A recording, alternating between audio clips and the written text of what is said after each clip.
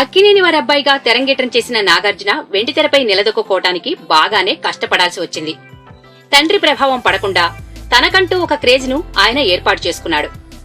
ఎప్పుడైతే నాగ్ వర్మ కాంబినేషన్లో శివ సినిమా వచ్చిందో అప్పటి నుండి తెలుగు సినిమా స్టైలే మారిపోయిందని చెప్పుకోవచ్చు. అలా శివ నుండి తన గమనాన్ని కూడా మార్చుకున్న నాగార్జున తెలుగు చిత్రసీమ అగ్రనటుల్లో ఒకరిగా ఇంతకాలము కొనసాగుతూ వచ్చారు.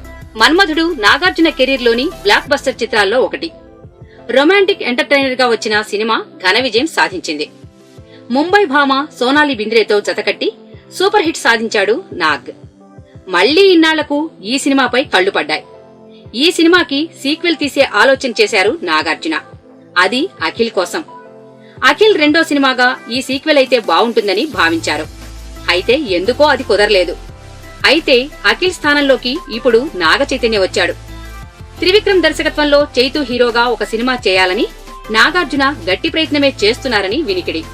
నాగ్ నిర్మాతగా చైతూ హీరోగా ఈ సినిమా చేయటానికి త్రివిక్రమ్ను నాగు ఒప్పించారని లేటెస్ట్ టాక్.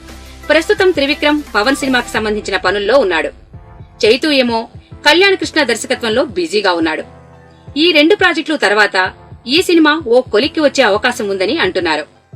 ఇది కనుక కార్యరూపం దాలిస్తే మాటల మాంత్రికుడు మన్మధుణ్ణి ఏ రేంజ్కి తీసుకువెళ్తాడో అన్న ఆసక్తి అటు ఆయన అభిమానులతో పాటు ప్రేక్షకుల్లోనూ నెలకొంది.